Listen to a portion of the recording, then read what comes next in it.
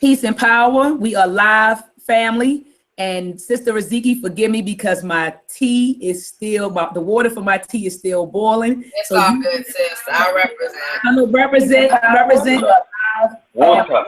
Sister Raziki, forgive me because my tea is, see, there was the feedback. But anyway, my water's still boiling. Normally I would have my teacup. So thank you, Sister Raziki, for representing.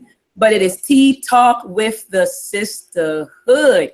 And today we will be doing a part 2 of addressing sexual abuse in the Black community. But before we get started, we like to always pay homage to our ancestors, for we know that we are incarnations of them and we stand on their shoulders. And all of the sisters, and even including the brother on the panel, we understand that not only do we represent our mothers and fathers and females and males in our family, we also represent those who walked this path prior to our physical existence. People in the diaspora and also Africans on the continent. So we stand on the shoulders of the divine line of females who fought for the liberation of our people. When I call their names, please respond with Ashe. Ya Satiwa. Ashe. Ashe. Queen Nzinga. Ashe. Ashe. Harriet Tubman. Ashe. Ashe. Ashe. Queen Nancy. Queen Nancy. Ashe. Ashe. Dr. Francis Prince Wilson. Ashe. Ashe. Carlota Lukimi. Ashe. Ashe. Would you just like to call out any names of any of our female ancestors? Martha Jenkins. Ashe. Ashe. Shirley Lynn. Angela Ashe. Davis. Ashe. No, Angela Davis is still living, but Oh, sorry. Oh, Yeah. wow. Yeah. She is still living. yeah, Dr. Angela Yeah. Davis is still living. Ashe though. Ashe. Ashe. And Betty Shabazz. Ashe. Ashe. Ashe. Ashe. Maya Angelou. Ashe. Ada B. Wells. Ashe. Ashe. Dorothy Heights. Ashe. Ashe. Evelina Harriet Ashe. Harriet Tubman. Ashe. All right, so now that we paid homage to the ancestors, we can do the intros. My name is Dr. Oya Ma'at, and I am the co-founder and president of Ed Anime Productions. And my company produces educational materials for children in hopes to get children excited about learning. And I have with me today, as always, a powerful panel of sisters, along with the guests. And Sister Raziki, after we do the intros, you can introduce your guests, and then we'll go into the topic of today. But Sister Alima and Sister Raziki, please introduce yourself to the viewers. Yes, well, peace and love, beautiful people. This is your celestial sister and sacred sexpert, Raziki Zafira. Welcome to the show. Peace and love, family. Alima Inja. I'm sorry it got dark. I'm in the garage. It's all good, sis. Our name poet. Perceptions of a Misplaced African, available now on Amazon. Come on. Awesome, All right. awesome. She just picked the babies up from school, so Yes, she's a little I'm occupied in the background. So it's all good, sis. Absolutely. Well, I definitely want to take the time to welcome our special guest for this show. When I first saw this brother's work, like just, you know, on video and hearing him speak, I just really thought he was very brave and very powerful and courageous and just all around awesome for doing the kind of work that he does. This brother, Siraj Odekunle, I hope I said that right, but he's a youth worker. Thank you. He's a youth worker, an empowerment coach, and Pan-African activist, and employed as a learning support teacher assistant in special needs and interventions as a youth worker. He is currently working towards furthering studies in African language, economics, and psychology, whilst doing talks all over the UK and speaking about overcoming adversity by turning his life around. This also serves to highlight the ongoing issues young people go through today, such as gang crime, incarceration, rape, bullying, foster care, mental health, the public schooling system, and family dynamics. So let's welcome Brother Siraj to the show. Thank you, thank you, thank you so much for joining us. And thank you for giving me this opportunity. Peace and love, family. My name is Siraj or the Kunle. Others know me as Oloboyaga Tukumbo, which is my Nigerian name. So I'm here. Ashe. So yeah, I'll go. Did you? No, go ahead. I was saying excellent. Yeah, so we wanted you on the show again because last week, we had a sister coming out about, the certain things she went through as a child as far as abuse in her family. And she was naming names and confronting family members. And I was just like, wow, more of us, need to do this. There is, a serious issue with, this kind of abuse going on in our communities and we don't say anything. Mm-hmm. And Sister Maya even talked about, last week, R. Kelly, he was a known pedophile and yet we still supported his music. There was some things going on with African Bambaataa, things got out about that. And, we just want to really stop the energy of saying it's okay to suppress what's going on. So we welcome you and thank you again for sharing your story. And if you just want to, kind of tell us your side of things and how it's affected you and the youth that you see working with, that would be great. Yeah, that's basically the whole purpose of the reason what kind of inspired me and encouraged me to do this was due to my personal experience growing up from childhood to manhood, living in South London, which, at the time, was quite rough back then. There's a lot of things going on back then. And my mum, my parentage, as I mentioned, is Nigerian. So obviously my mom came to the UK from Nigeria, pregnant with myself, and it was hard in regards to housing at the time. I lived in a two-bed council estate, and there was 6 of us. It was me, my mom, my auntie, my uncle, and my 2 cousins, and it was quite difficult. It was difficult economically around that time, and because of what a lot of Africans from the continent, a lot of the Caribbeans went through in regards to whether it was obviously problems back home and so forth. A lot came to the UK because they felt coming to the UK would make them better off. And for those who didn't really understand, I would say, the whole thing, everything in regards to the, white supremacy and colonialism, had issues raising their children.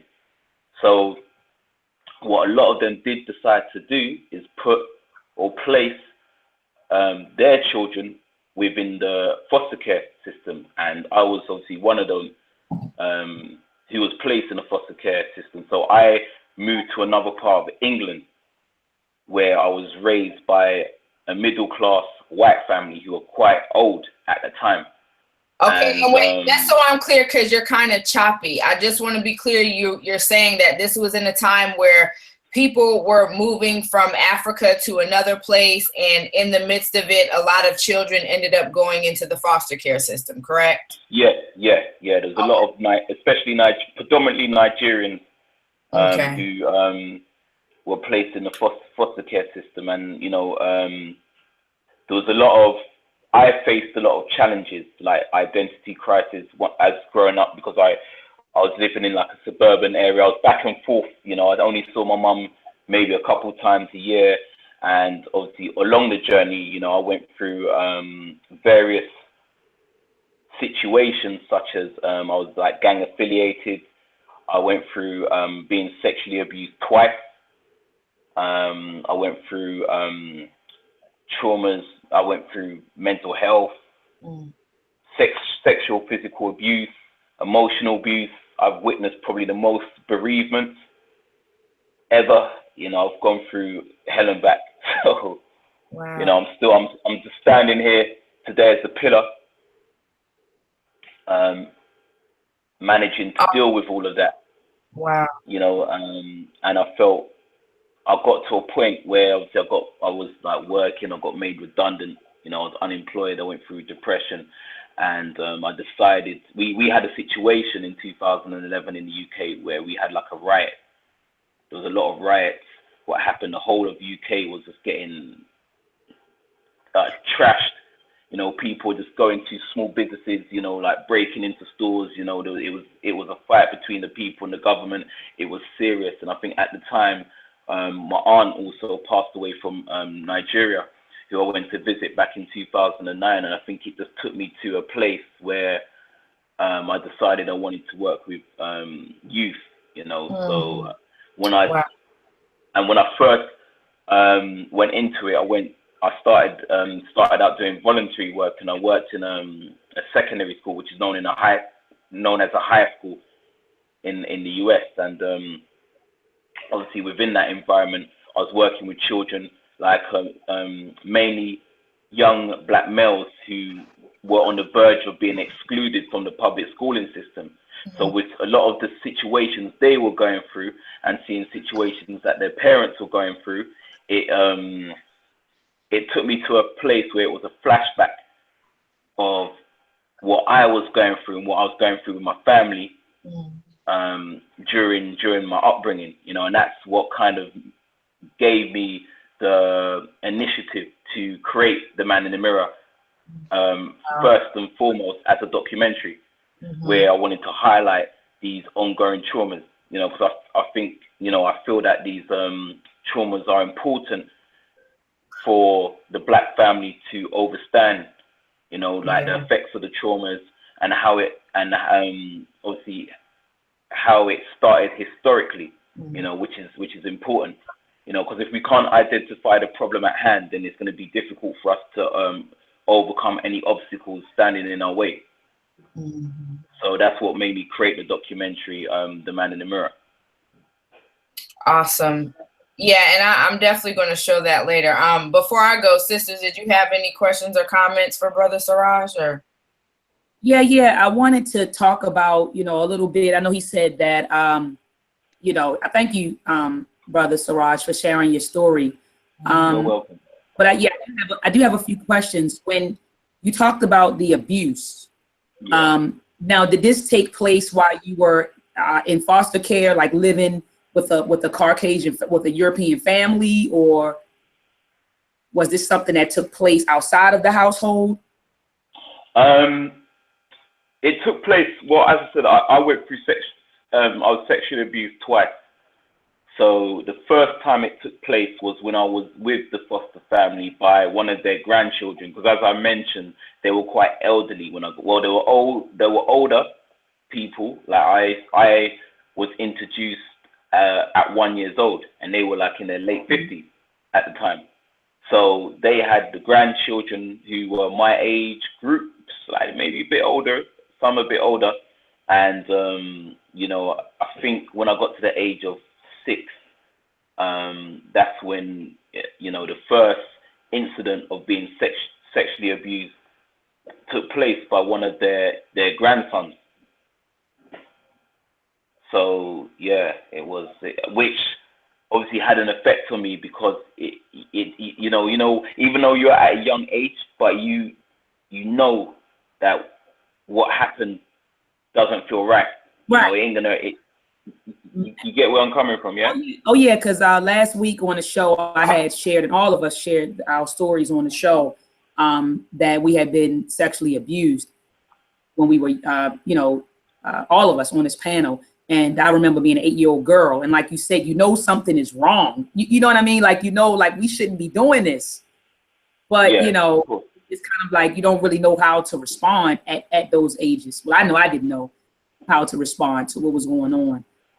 So the first incident occurred when you were 6. Yeah. And you said that was by the grandson of your foster parents.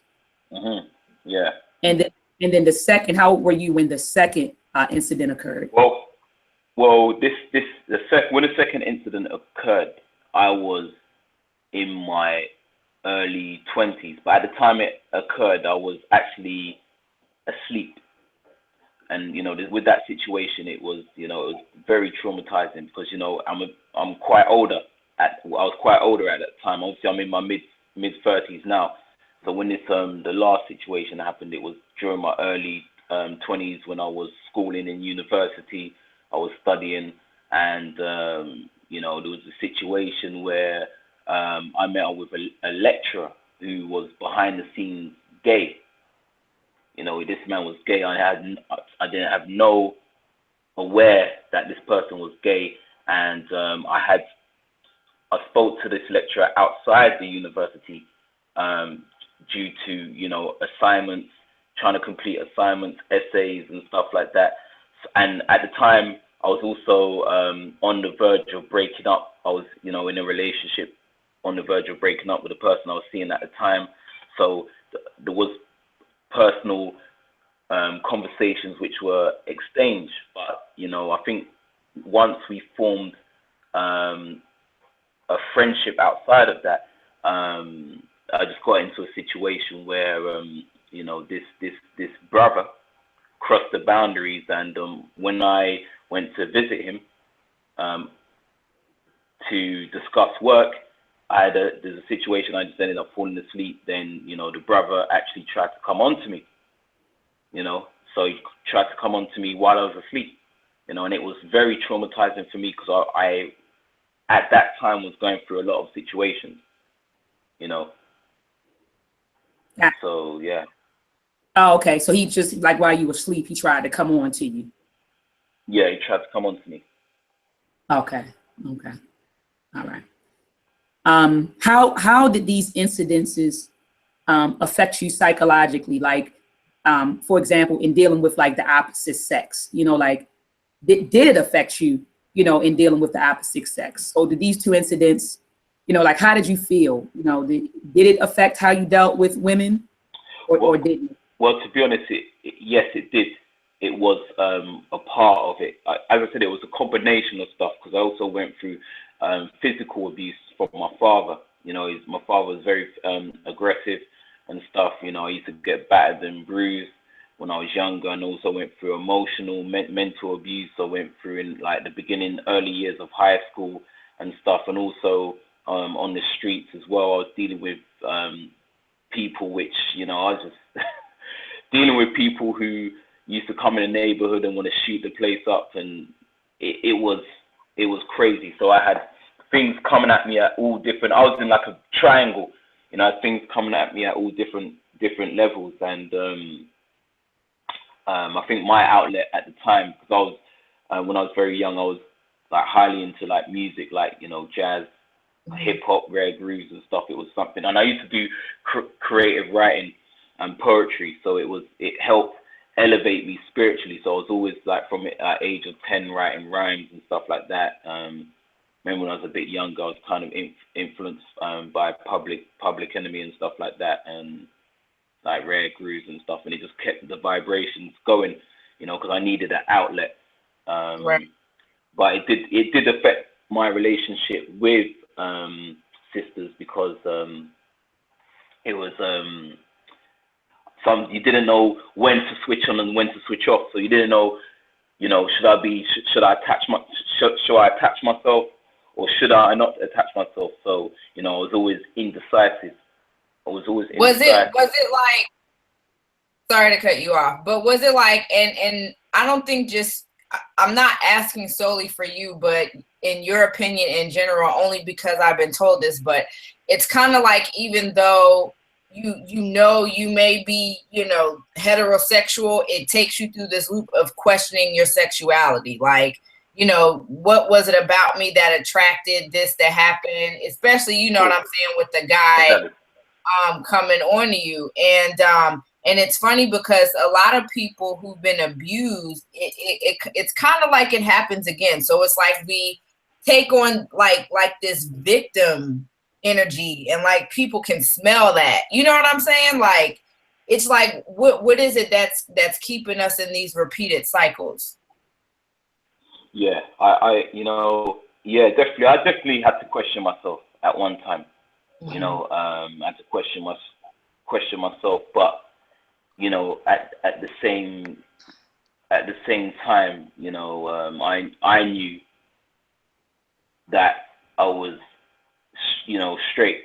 You know, I knew I was straight, and it was just, I don't know, maybe sometimes when, you know, you're in a place of, because it's just an internal stuff you deal with. So when you're in a place of vulnerability, when you're vulnerable, you know, some people, you know, can play the predator.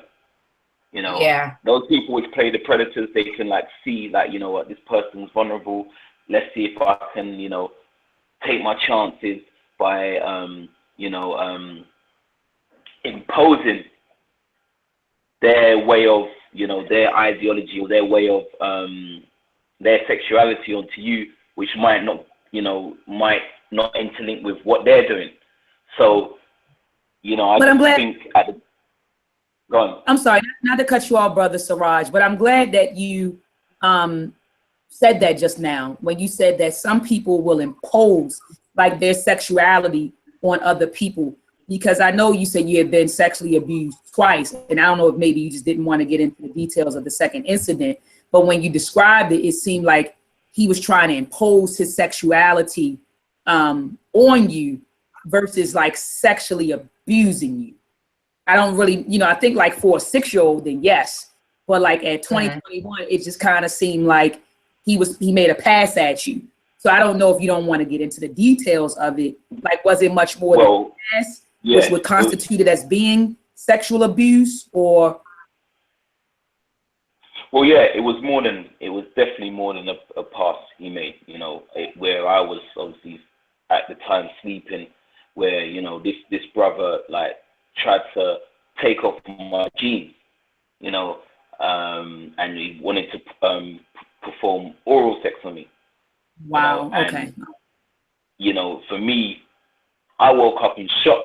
I was like, what the, you know, I was just cursing, you know, and obviously at the time, I just, you know, I received a disturbing phone call with like one family friend of mine I grew up with, who obviously got stabbed at the time at his university, and I was in, so much was going through my head because I had an examination coming up, and I was thinking to myself, okay, how am I gonna deal with the situation? Because as growing up, I've always had like a extremely flaming temper. My temper is just, it was off the Richter scale, and I thought, you know what, I have to walk out. I had to walk out, you know, and I think obviously he was going through, you know, mental health himself, because he wanted me to actually kill him in the situation. But I had to walk out, because if I didn't walk out, I would have killed him. So I just felt, you know what, let me not go down the road of doing something which can, you know, I don't know, do something which would hinder my progression. Yeah. You know, because I was at a stage of like progressing and stuff like that. I just didn't want to go down that road, because I had, you know, like family members who went to prison and, you know, stuff. And so one more thing, and I just need some clarity on this. When I asked you how these incidences affected you, you know, psychologically, emotionally, you said that, and just correct me if I'm wrong, you said question like your sexual orientation. Is that one of the effects? For a short moment, yeah, but I think a lot of it was, you know, depression. I went through depression at one or two stages in my life. You know, I went through suicidal thoughts. I was suicidal. I didn't feel value because of these things. But at the same time, it's crazy, because I think for me, my mindset was either all or nothing in life. I'm one of them people. I couldn't continue to live with the pain, because I was one of them people. If I'm not successful in what I do, then I'm killing myself, because I have to have a drive which keeps me going in life. You understand? And this is why when a lot of black folk comes across someone like myself, I'm always driven. The energy I come with is just like, you know, because I try to see that. with my people, you know, because we suffered from, you know, we come from a DNA of traumas from, you know, ancestors, what, you know, walked before us, you know, and even those, you know, brothers and sisters who were raped on the cotton fields, you know. So we've just been spread across the whole world, and, you know, right now we have to address our internal selves, you know, because it's imperative, it's important for us to do this, because if not, it's going to affect us in our working relationships, it's going to affect us in our business relationships, it's going to affect us in even our personal relationships. So it's important for us to heal. So for myself, I had to go full steam ahead. I had to be the bigger person, because most people would have either killed themselves, probably ended up in a mental home, or end up killing someone else, you know. And I've come so close to all of them, you know. Yeah. Wow. Yeah, and another thing was like it being generational too. So in your instance, it I guess aside from the foster family, you know, it was still somebody you knew, I guess. But one of the things that we talked about was like these generational curses, as to how some people feel, you know, they give these excuses to people who molest others because they were molested. And I mean, I'm like, you know, there's plenty of people who have been molested like yourself who hasn't turned into molesters. So it was just really crazy to see how people would try to excuse this kind of behavior with religion, or to say just because it was done to them is absolutely impossible for them not to choose to, you know that that's wrong and not do it themselves.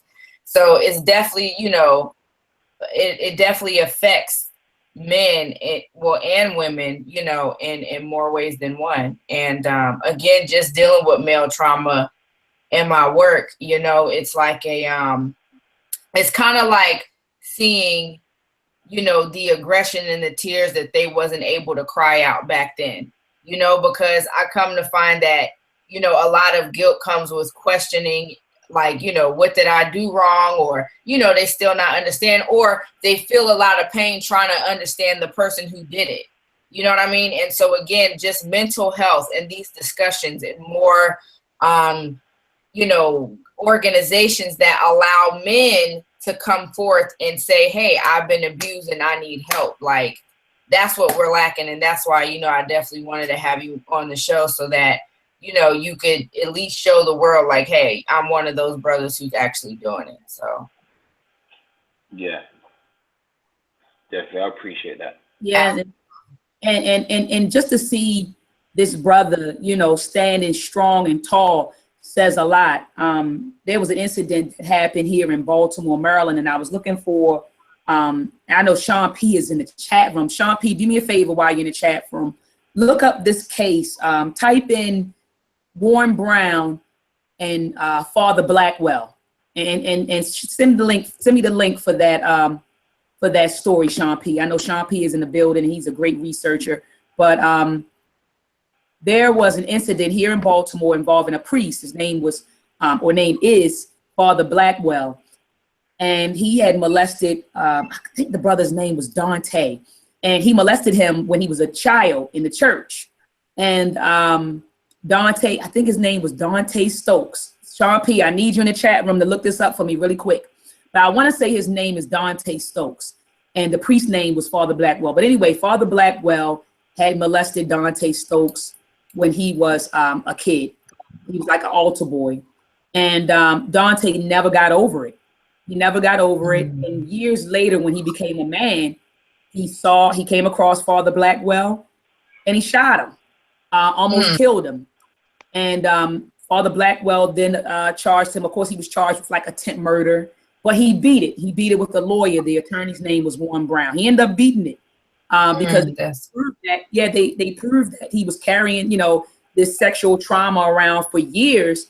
And when he saw Father Blackwell, he snapped. You know, he snapped when he saw him. You know, when he became of age, he went there and shot him. Let me go to the chat room to see if Sean P found the story. I don't see it yet, but he shot him. So I say all that to say, that this brother's still standing. He didn't lose his mind. You get what I'm saying? All sorts of things could have gone, you know, I don't want to say gone wrong, but all sorts of things could have transpired from these incidents. And, you know, I see you, brother, you're standing strong, you know, and tall, you're sharing your stories, and you're using your story to help other. Now, are you dealing with just other teens, like male teens or males and females?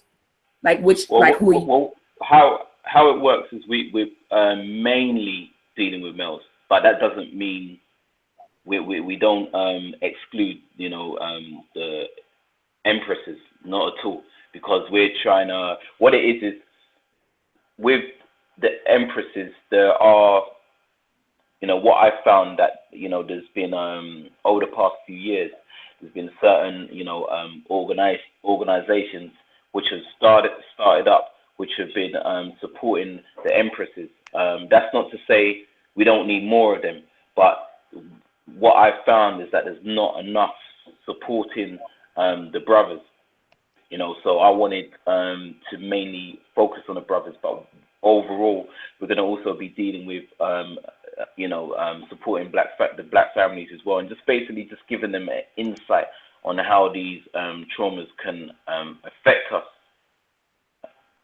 long term. So yeah, it's just important that, you know, we deal with or provide those services which can create that platform of giving therapy, you know, because, you know, no one is exempt from it. You know, even a lot of our brothers and sisters in the community, within the diaspora today, whether they're from the United States, Brazil, the Caribbean islands, the UK, Africa, you know, a lot of our people have not received that healing, you know, and it's important that we receive that. And I just appreciated something you said earlier. You were just, and I talk, and Sister Riziki, she preaches this a lot. You were talking about, you know, healing your external, you know, and you were saying that if you're not healed on the inside, it's no way we can have, you know, viable and prosperous relationships, or external. I'm sorry, we got to heal internally in order to have positive and healthy relationships externally. Exactly. You know, so, you know, I just, you know, I applaud what you guys are doing, and I want to see the clip, Sister Riziki, of the mirror.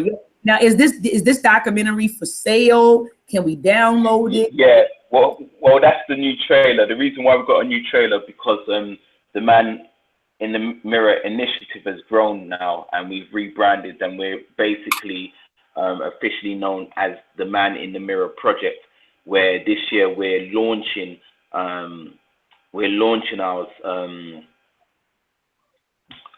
service, which will be helping or assisting black males who've been abused, and also we're going to have an extended service which will cater for the black family, you know. So what I'm going to be doing is, like, you know, workshops. So I'm going to have like volunteers coming through who are going to be helping with counseling, you know, which coming from an African-centered, because it's, you know, it's just about the people, you know. So we're obviously trying to bring forth the African-centered vibration through this, so we can understand like who we are in order to know where we're going.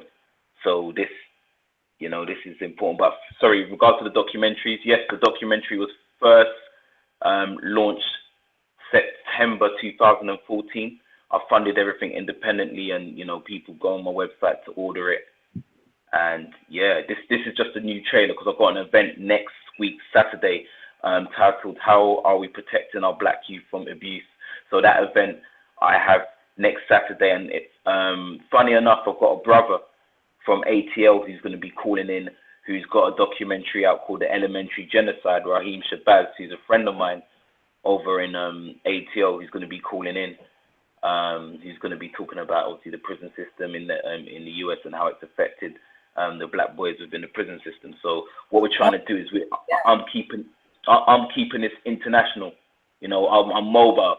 So, you know, I'm here. If people want to book me, I can fly over, give talks, workshops, whatever. You know, let's build. You know, and even on the day of my event, you know, it's not just about having speakers speaking at you, because we're working as a collective. So I'm trying to pitch that question to the audience, you know, like how, you know, how do you feel, are we protecting our youth from abuse, you know? So it's about obviously getting feedback from the audience as well as, you know, us kind of giving a presentation. You know what the dilemma I see, and before Sister Riziki hits the play button, it's like, you know, the culture, right? The culture or the ideology that you teach your children in the home. Mm-hmm. You know, when they go out into the world or like into the community or at school, it's kind of like frustrating, you know, when the community and the school doesn't reinforce or share the same culture and ideology you have in the home. So in the home, you know, okay, you don't touch children, you don't do A, B, C, and D. But then they go out here into a society, you get what I'm saying, where they are exposed to A, B, C, and D. So it's like, it's very frustrating to me, just as a parent, you know, trying to bring your child up, you know, in African culture and tradition, and then they go into a community that's not reflective of the values and culture of my home. It's just very, you know, I was thinking about that when you were saying, how do we protect our children from abuse? It's like, as a parent, I can do all that I can, you know, in the house. You know, I can monitor, you know, I can ask them questions. I can, you know, I guess, you know, stop them from going over people's houses, you know, or spending the night here or there. But it's kind of like, how do you? Because ultimately your child is going to go out here in the world, you know, and things happen. Things happen at school. I met a sister on Facebook. She was telling me that her child was sexually abused at school. You get what I'm saying? It's just like, you know, she was actually, she was pulled into the boys' bathroom and she was forced to do the boys' fellatio. So again, it's kind of like, you know, you were saying, how do we protect our children against sexual abuse? I think that's a very good question. And I think the answer is making sure that we develop communities and schools and businesses that are aligned with the culture and values and ideology of our home. But I feel like until we have that alignment, I'm trying to figure out, how do you do it? Because ultimately you got to send them to school, you know, or, you know, you sending them out into this community. I had one female friend, she was walking down the street here in Baltimore, Maryland on Liberty Heights. A guy grabbed her and raped her in a damn alley. Man. You get what I'm saying? So like, how do you protect your children against sexual abuse? And I think the answer is making sure that we develop communities, which would include schools and businesses and neighborhoods, you know, that are culturally and ideologically aligned with the values. Holding people accountable. Exactly. Yeah, exactly. And that's why, you know, I've mentioned having providing a platform, a counseling platform, which is more African centered, would help, you know, because even if, you know, for those who worked, you know, on the modern day plantation, I call it the modern day plantation, for those who work on the modern day plantation, a lot of the workers who are employees, they don't have, I don't know how it is in the States, but obviously over here, I know most companies and organizations, it's stopped. But, you know, we don't even have counselors, you know. People don't even know what the employees are going through. People don't really care. Look, most people don't care what the employees are going through, you know. And this is why it's shown as a form of slavery, you know. So when people, whether you're black or white, and you're saying slavery is gone, that's BS. You understand what I'm saying? Because slavery still exists. Slavery still exists, you know. So at the end of the day, it's important that our brothers and sisters are aware of the effects of traumas and how it affects them psychologically. I say that. So with that being said, I'm going to go ahead and show this clip. Sis Maya, you had any other comments before I play it? Oh no, I'm looking forward to watching the clip. I'm good. Sister Alina, what about you? Do you have any comments or questions, sis? No, I'm good, sister. All right. She chilling. She chilling. I was abused. Who is my father? I'm confused. I suffered from depression. Why does this happen to me?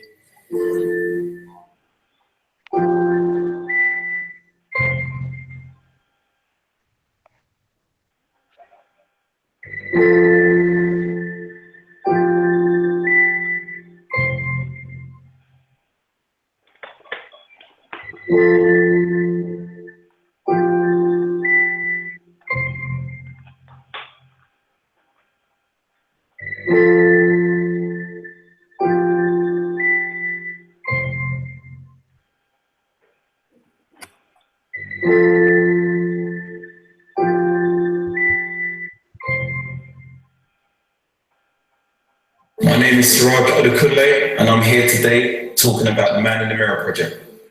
The Man in the Mirror Project is a networking and support group that assists black males who've been victims of abuse. The Man in the Mirror Project also gives an insight and spreads awareness to the black family about the nature of abuse, the history of abuse, and how abuse affects our young community. There is hardly enough concrete evidence in today's society which shows us reports about black males who've been abused and a number of black males who are the abusers.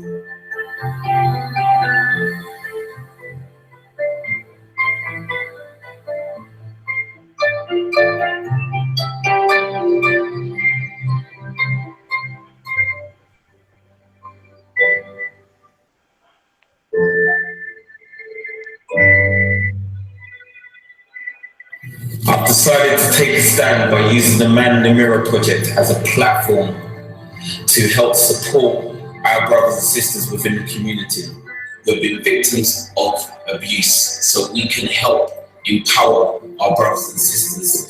So brothers and sisters, if you wish to find out more about the Man in the Mirror Project, log on to www.seedsofelevation.co.uk, where you can find out more about the Man in the Mirror Project. I am my brother's keeper. I am my brother's keeper. I am my brother's keeper. I am my brother's keeper. I am my brother's keeper. I am my brother's keeper. I am my brother's keeper.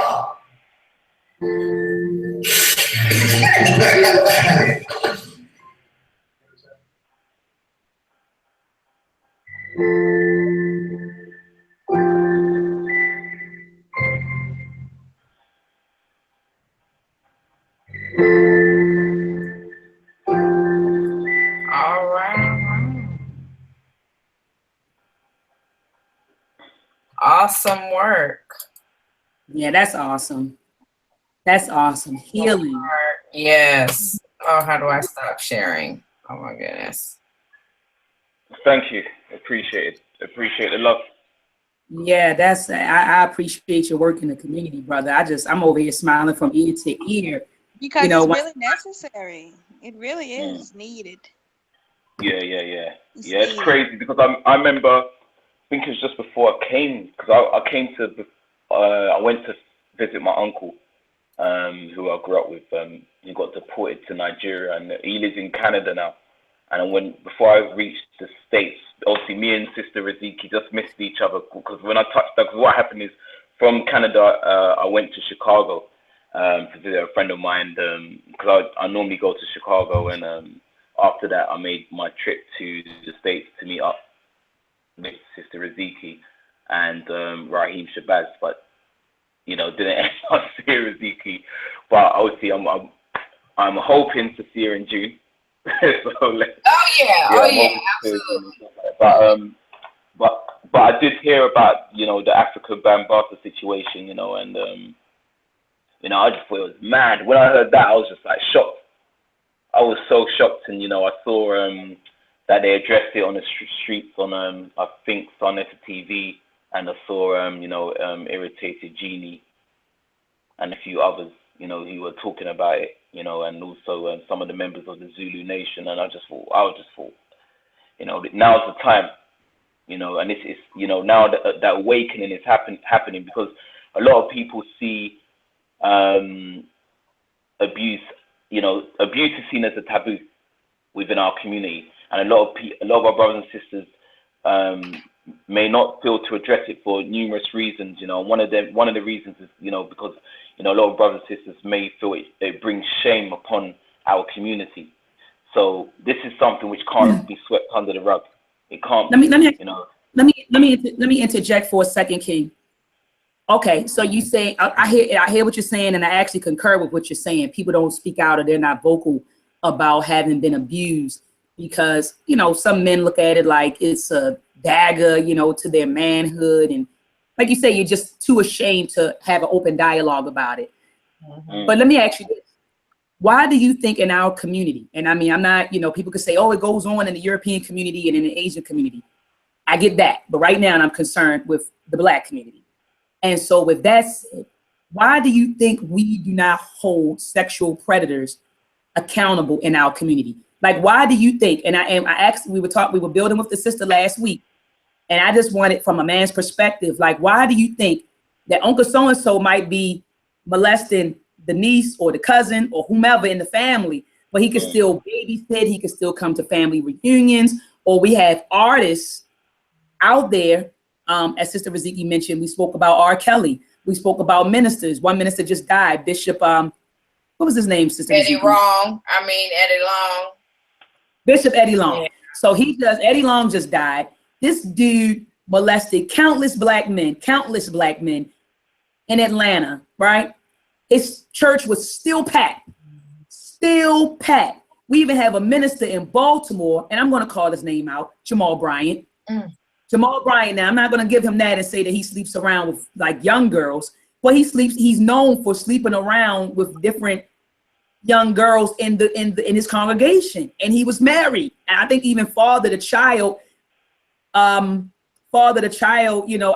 of his marriage. There's other pastors in Baltimore and all over. But the point that I'm trying to make is, or the question that I'm trying to pose is, why do you think in the Black community we do not hold this type of behavior accountable? You have mothers in the Black community who know that their children are getting sexually abused, and they stay. You got men in the family who know that Uncle so-and-so is not right. Right. But no one steps up. People in the community know that R. Kelly had a tape. I don't know. I'm gonna look on YouTube for the YouTube video on the Boondocks. They did an episode on R. Kelly. R. Kelly had a tape of him urinating on a 14-year-old girl. And in 2016, he's still selling out tours across America. Yeah. So my question again, brother, is why do you think in our community we do not hold sexual predators accountable? There's probably a number of reasons. I think one of the reasons is probably that the title that person has, in the family, or the status, the person, as you mentioned, R. Kelly. R. Kelly, because of an individual status, they may feel okay. It's like, to me, it don't make sense. Because it is a hard question to answer. But I think one of the reasons is because of the status. People feel, okay, if that person's exposed, then it's going to do damage to their position, whether it's their position in the family, their position as a celebrity, and the problem is this is important, so we shouldn't feel the need to cover up something as serious as that. That's the problem. So we need to just get out that mindset of feeling that we need to protect these predators from abusing underage children, or just imposing that onto anyone. So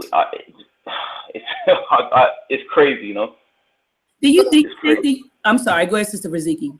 No, I was just going to ask, in your work, because I know in one of the clips it said, I was the abuser, but maybe that was just domestic violence. But in your work, have you come to know like the minds or the psychological state, like the reasoning of a person who molests children? Like I don't know if that was a part of your research in this journey, like, what just, you know, like what is making sense to these people that, you know, I can just go ahead and molest a child? Great question, sis. I was just actually about to ask that. Great question. Great question. Oh gosh, it's you know what, this is what we're trying to get into right now, and investigate, because we're on the early stages of, you know, investigating that, because I've studied counseling on the basic level, and I've done obviously a few other courses and stuff like that. So for me, I haven't actually sat down with abusers. Yeah. So, you know, this is something which I am, you know, actually working on, and you know, seeing, you know, how whether they would be comfortable speaking on it, because exactly, because it. Go ahead. Because it is, you know, I can imagine, for me, it's going to obviously be more tough for the abuser to speak on it rather than the person who's been abused. So, you know, it's how it's one of the biggest challenges which is within the black community, but something which needs to be taken on. You know, I'm more than blessed that, you know, you've reached out to me, Sister Riziki, because I know you want us to obviously do, you want us to collaborate on doing work. So as I said, with the Man in the Mirror project, you know, it's going to be international. You know, when we was even doing like the trailer, we had people from even different parts of the globe sending emails with wanting to obviously connect and share their experience and stuff like that. So, you know, this is more or less the year where, you know, expanding, you know, the from project, the documentary. Yeah, exactly. So this is what we're going to be doing, because, you know, I get brothers and sisters what reach out to me, you know, all the time, and saying that, you know, they may inbox me on Facebook saying, you know, when are you starting up the groups, you know, because we're actually got a new website which we're just finalizing. It's actually up, but what it is that most people know the old website address, so we're just kind of transferring information, because we're also going to be incorporating a private forum for these brothers and sisters to, you know, interact with, and we're going to have like you know, professionals within the community. So we're just getting things, we're just getting the ball rolling right now. So obviously before, because we're going to launch the support group before I travel over to the States and stuff like that. So I'm just preparing. Brother, so I just want to interject, because okay, your research hasn't, because the question was, you know, doing your research, if you've concluded reasons as to why people abuse, right? And you're saying that you don't have, like, during your journey, you haven't figured it out, like the reasons. I know that scientists and psychologists believe that it's a mental illness. And to be honest with you, I think it has to be a mental illness. Absolutely. But for you to want to touch a child, right?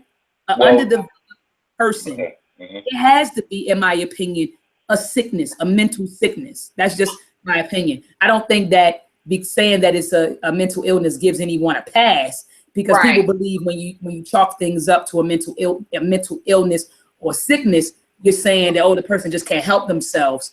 What I'm saying is, I think that something has to be psychologically wrong with you, in order for you to impose, you know, in order for you to even sexualize a child. And see, that's just my. And it's important, because here's the thing, like it's kind of hard to combat molestation if we're not also focusing on the people who's doing the molesting.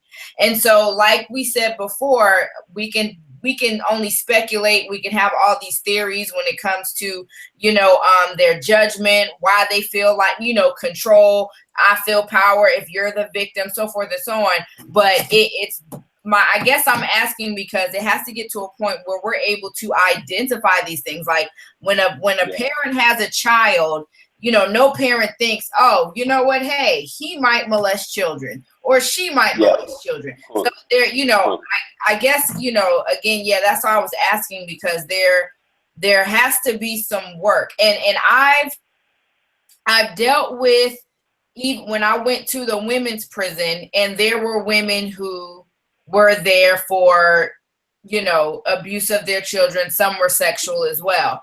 Mm-hmm. And the crazy part is, before finding this out, it was a regular kiki girl, you know, okay, you know, conversation. But then when you get to learn about why they're in there, it's like you see a difference then. And I do think it's a mental thing, because it's like me saying how I think me loving this man is normal.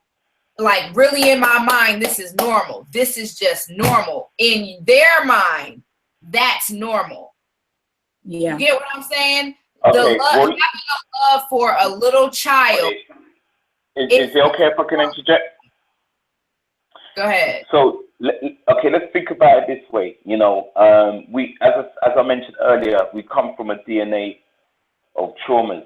So what was imposed upon us during the times of slavery, when obviously the slave masters, you know, would, you know, rape the women, you know, our women in front of the brothers, and you know, some, you know, the brothers had to witness. They also went through traumas and a lot of psychological damages back then. When as the time has gone on, yeah, a lot of the great grandparents of that generation was affected by that. So the great grandparents were affected by that, and there was a lot of lack of love which is shown. So obviously, when one is not receiving that love, they're gonna look in any way. They're gonna look in different areas where they feel they can get that love. You know, where they start doing things where they're acting out of character. You know, so with a lot of the images, whether it's through and the media, with all of these images and, you know, all these things which have been projected, you know, it sends certain signals into the brain. You know, just like a lot of the foods which we're eating, you know, which obviously have hormones, you know, in them, you know. So it's crazy. So we're being basically attacked in all different areas, because white supremacy has been so strategic. It's been so strategic. So it's like, it's something now which has been embedded within us, you know, to start, you know, taking on, you know, trying to imitate what the white man has, you know, done to us, to our own people. So yeah, there's a psychological phenomenon for that. When you take on the characteristics of your oppressor. I forgot what this syndrome is called, but there's a it's not oh my gosh, I forgot what the syndrome was, but there's definitely a post-traumatic slave syndrome. Is that the one? Well, we could say that, but it's something else. It's like a psychological phenomenon, and I don't know if Brother Sean P. or Brother Jahudi Ma'at is in the building, because I can't see him right now on the video chat. But if they could look it up, but there's a syndrome for that. Oh, you got me, Sister Raziki? There's a syndrome. Yeah, okay, cool. Just saying, I remember. Yeah, it was a syndrome for that, when you start to take on characteristics of your oppressor. I know the other syndrome is when you feel bad, or you feel sympathy for your oppressor. Right. Yes. What is that syndrome called again? I forgot the name of it. Stockholm syndrome. So Stockholm syndrome is when you start to feel petty, or you start to feel, you know, sorry for the victimizer.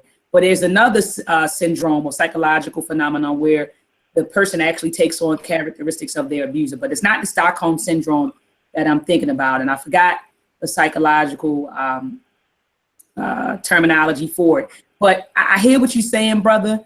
But a part of me also feels like people do things because they can get away with it. You know, like That's another reason. I think I definitely agree with that. I think that if a man raped a woman, right, and any man that did that was castrated publicly, I don't think there would be as many rapes as there are. Hello. You know, if people were, you know, physically punished, you know, banished from society, banished from the community, if we started operating like that, I don't think that I don't think that you would see the cases, but I think that people abuse children because they know that they can get away with it. For example, my cousin and I, we were building today. I have a cousin in Oakland, California. She and I, we were on the telephone earlier, and she was saying, she was like, you know, look, you know, her boyfriend, you know, got in some trouble. He was moving some weight, got caught up. Feds came and got him. They gave him 10 years for a whole joint. I don't want to, you know, get into all of that, you know, but for a whole, you know, they gave him 10 years. But yet, if you abuse a child or if you rape a woman, you get a slap on the wrist. Yeah, you know, there was a guy in Delaware who molested his 2-year-old daughter, and the judge gave him home monitoring. There was another young boy, he got home monitoring. There was another young guy who molested a 2-month-old girl. This was flying around on Facebook, and the judge gave him probation.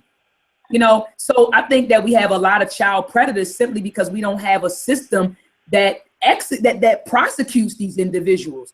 You know, they don't give them, you don't get 20 years for raping a woman, 20, 30, 40 years for raping a woman. You don't get 20, 30 years for touching a child. If you do, I've never heard of it because the cases that I'm familiar with, people always get off. For example, there was a white dude in California who admitted to having raped over 40 or 50 women. And he openly said for each of the cases, he did maybe at max 3 months for raping these women. You know, so all the stuff that I'm telling you, you can Google it, but we simply live in a society that does not value children. It does not value life.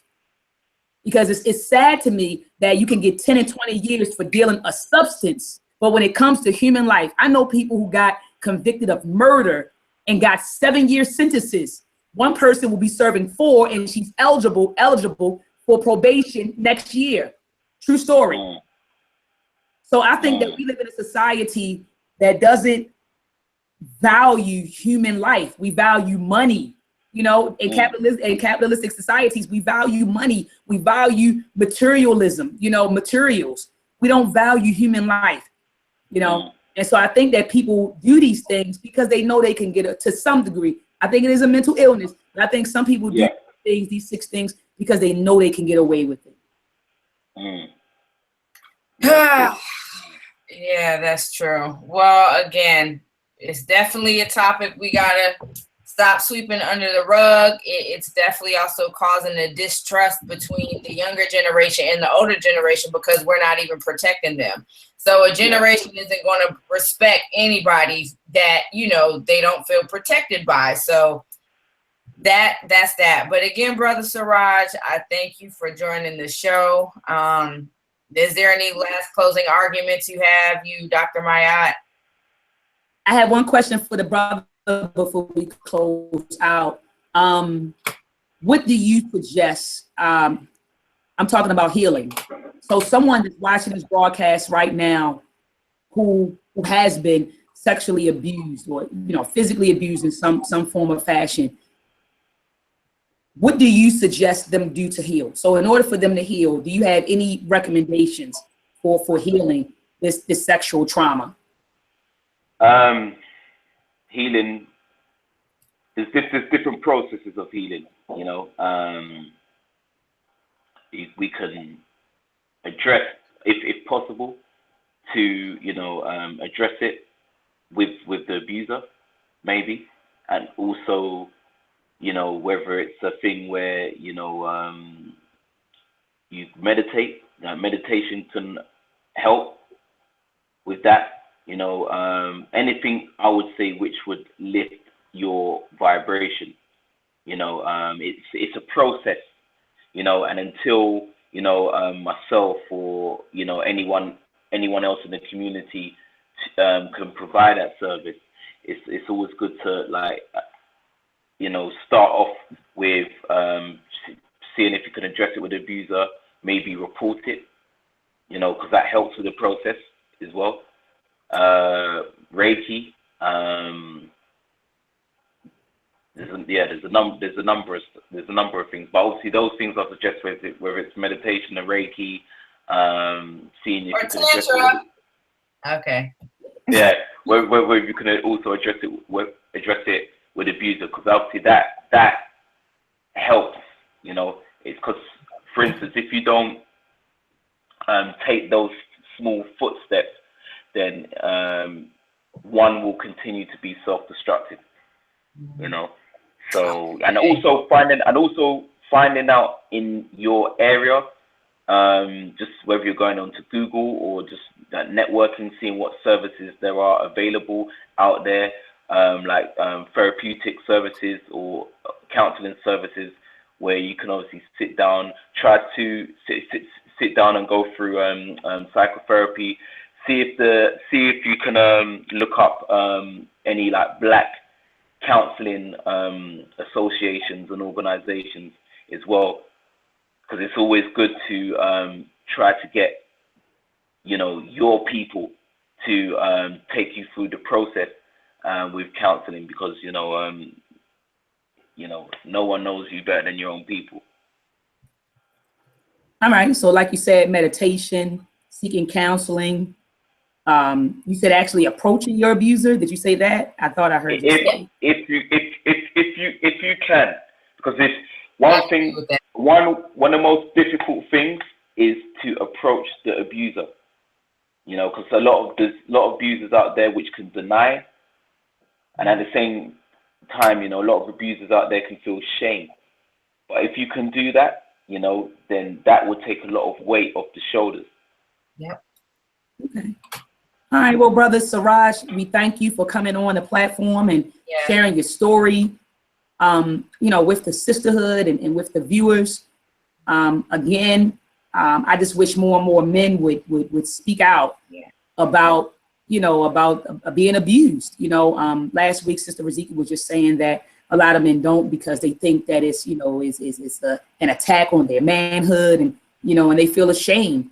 But the reality is that both men and women have been, you know, I mean, even though when you look at the statistics, it'll say that women are more likely to get sexually assaulted than men.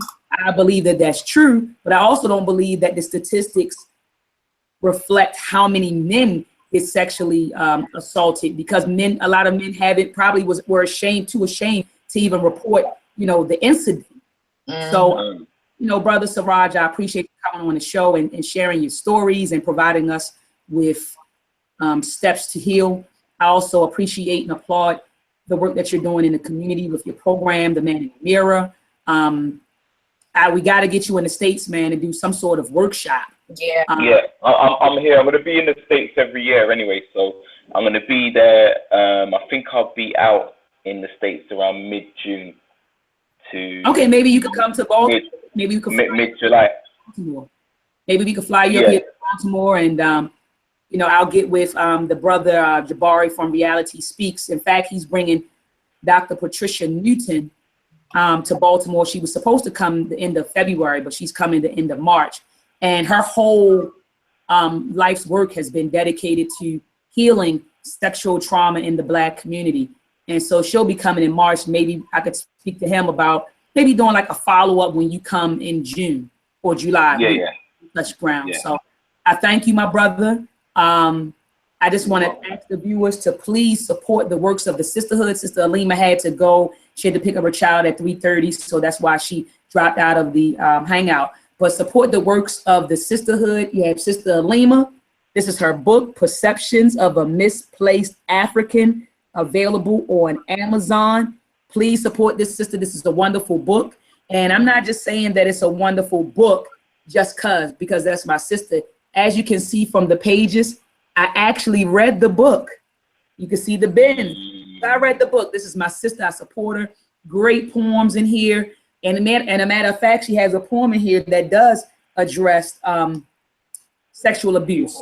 So please support the sister. Wonderful book, Perceptions of a Misplaced African. Please support Ed Anime Productions. Mel Trek, I'm looking for a DVD that I could flash real fast. Hold on one second. I'm looking. Oh, I don't have a DVD in front of me, but please support. I don't even have my DVD. Yeah, matter of fact. Oh, you have the DVD? Yeah, well, they can order it on my website. At the moment. Wait a minute, Sister Riziki. Let me get my DVD. Go ahead, keep talking. Okay. Well, of course, I just want to say big shout out to everybody in the chat room. Special shout out to my boy Sean P. You will get on that table. I just got to say again, thanks again, Brother Siraj, for coming on. This was very, very important for people to, really see and understand, because again, like my specialty is working with men and their trauma. And again, real quick, I do want to let everybody know that I am offering my Tier 1 Tantra course. It's called Awakening the Blueprint. There is a buddy discount, or couples who want to join in at the same time. There's a discount for you. Again, this course is really about breaking the blockages. And again, just my personal story. I, again, suffering from certain traumas and abuse, there was so much in me that I just didn't know was still there. And again, when you walk around with these unsolved issues, you have no idea how it's indirectly affecting your ability to magnetize the things that you want, attract the things that you want, and become the highest and best version of yourself. So this system is a 3-tier system. But again, this is Awakening the Blueprint. And as you've seen from my many presentations, we go over, discovering the counterfeit personality that you develop throughout these traumatic experiences. Again, you heard Brother Siraj talking about the many things he went through, depression and all of those emotions and mental, worries. All of that builds a part of the personality that you portray to the world because of that trauma. So we go through shedding that trauma out of your body, your spirit, your cells. We activate the houses of man and woman. A lot of cases I've come across, especially in women who's been abused, they become non-orgasmic. So we deal with genital reflexology. We also encounter men who have certain performance issues sexually because of certain trauma or just their health period. So again, when I talk about healing each other, this is specifically on all levels. Again, if you're interested in joining the class, I will post the link in the little message box, and that's my spiel. Thanks again, Brother Siraj. Go ahead. You're welcome. I want to show the screen really fast. This is Ed Anime Productions, and what you're looking at is the store, the e-store to Ed Anime Productions. And as you can see, we have coloring books available for children and animations available for children. And the objective of our animations is to teach children an African perspective of African history. I hate saying African American, Sister Riziki, but the whole objective is to teach children an African perspective of, people say Black history, I say African history. And so right now we have Meltrek episode 1 available. We have Meltrek episode 2 available. Meltrek episode 2 will ship in about 2 to 3 weeks. We just finished the film. We'll finish revisions to the film. The film was actually finished on December the 23rd, but I wanted to make some revisions to some of the scenes, and I also wanted to add more visuals for the edification of the viewers. And so we just finished with those revisions, and it's in the hands of the manufacturer as we speak. So we'll probably get our first batch out within the next 2 to 3 weeks. So please visit the website, support. Teach your child Black history at home. Do not rely on the public school system to educate our children on their history, culture, and tradition. So I have nothing else. Sister Riziki, Brother Siraj, close us out, brother. Yeah, no, I'd like to give thanks for tea time with the sisters, the goddesses. So I'd like to give thanks to both of you, Sister Riziki and Dr. Oya, for having me on the show. And yeah, I'm looking forward to doing future works with the both of you. And awesome. Yeah, if you can also order a copy. What I'm going to do, just for the moment, for the viewers, because I'm still we're still trying to sort out the PayPal situation on the new site. So what I'm going to do is just give to the viewers the site we currently have up at the moment, which is the www.seedsofelevatio.co.uk. That's the site where you can order. You know, we've got our merchandise, we've got our t-shirts, I Am My Brother's Keeper t-shirts, and we also got the Man in the Mirror documentary. Ashe. All right, so just real quick so the viewers can see, because I didn't want us to have up our stuff and then we can't show your website, so we definitely want to, see the elevation, awesome. So you can read, more about it. It's nicely laid out, all the work, the community work that they're doing, some dope videos, support. Okay, doing work in London, Chicago. All right, New York, awesome. So again, thank you so much, Brother Siraj. Yeah. Fantastic. So that's the site. That's how it's going down in a few days. It's gonna redirect people to the new site anyway. So even if people do click on that, it's gonna redirect them. So awesome. The documentaries are there. Fantastic. And salute to all the brothers and sisters in the chat. I saw Sister Anisha Green. I saw Brother Jehudi Ma'at. Brother Jehudi Ma'at, thank you for posting the link to the story of Dante Stokes and Father Blackwell in the chat room. I didn't see Sister Olivia in the chat room, Sister Riziki. I'm not sure if she was with us today, but I did see my man Doug 757. In fact, he texted me or inboxed me earlier, and he's like, "What's going on? You sisters are late." So that's my brother. He's a very, very, very supportive brother of the sisters. So salute to him. I don't have everybody. I don't have the chat room in front of me, but I just wanted to salute. Duck in there. I see New Black World Order, GMP Bigger, Alexander Davenport, Sunflower Child, salute, Jehudi Ma, you already said that, Sean P. Jahima Spitfire, what's up, sis? Salute, sis. All right, so we out of here. Yeah. Next week, Tell topic next week. Tell them, Sister Riziki, next week what's going down. Yeah, so our topic next week, I have a very awesome sister. Her name is Tanya L. Keats. We never met in person. It's kind of been like how this Me and My Yacht thing has been going on. Like, we rarely meet in person, but the energy's on fire. She does a lot of work with women. We know about body shaming, not being comfortable with ourselves, and the whole weight issues. And she's a real dope sister that's highly all about health and wellness, but at the same time loving your curves while you're trying to work them on out. You know what I mean? So we'll definitely get into that too. And body shaming, we got to stop doing that. It's okay if we got some stretch mark, ladies. If gravity done got on us a little bit, they're not called stretch marks. They're tiger claws. Stripes. We earn them stripes. That's right. I think that stretch marks, man, those are your war wounds. You get what I'm saying? Like, yeah, they're tiger claws. That's what they are, not stretch marks. Tiger claws. All right, man, I'm out, sis. I got to pick up the little one. I know. All right, y'all. Peace. All right, peace and power.